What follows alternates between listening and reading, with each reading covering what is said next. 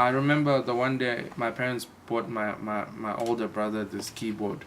This little Casio thing. That shit couldn't even record, bro. That was just like, one of them things that you buy at Cash Crusaders. The little buttons make you look cool, but it don't really do much. They tried. They tried. No, it was lit. and I tried, and when I figured, I think I tried to play something like Mary Had a Little Lamb. I just had the idea one day. I don't know where I got that from. And that's the day I knew, like, okay, this is something I want to pursue.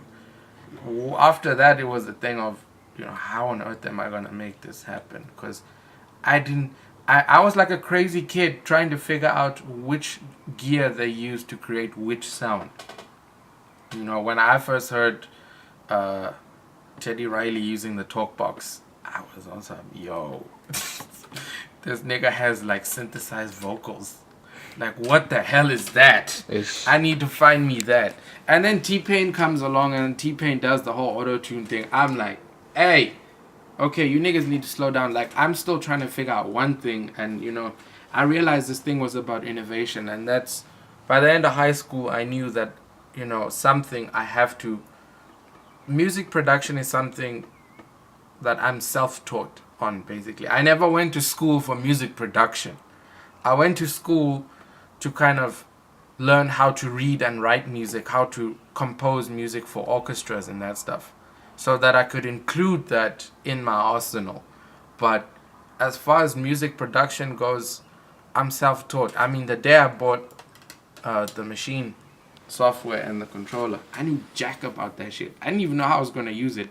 Number one, I'm in a house full of people who don't really speak computer the way I speak computer. Number two, it's music. So music software is complicated. It's on a level of its own, Number three, man, I think it took me a whole year to learn how to just to get around things and to work efficiently. And of course, every time there's a damn thing called a software update. So every time there's an update, I'm always learning, how to navigate. But it is because I had a passion for it that I actually continued. It's the same thing with Pro Tools. I got to university one day. Actually, I was at this MediaTek thing, and someone showed me Pro Tools, and I'd been working on Cubase at the time. And the problem I had back then is I was mad because I felt like this Cubase thing meant nothing to me. I couldn't interact with it at all. It wasn't accessible to me at all. And when I bought my Mac, just so happens that before that, one day I walked into MediaTek and this guy was showing a Pro Tools session on one of these artist control things, and I was like, what? I can actually touch tracks and see things happen.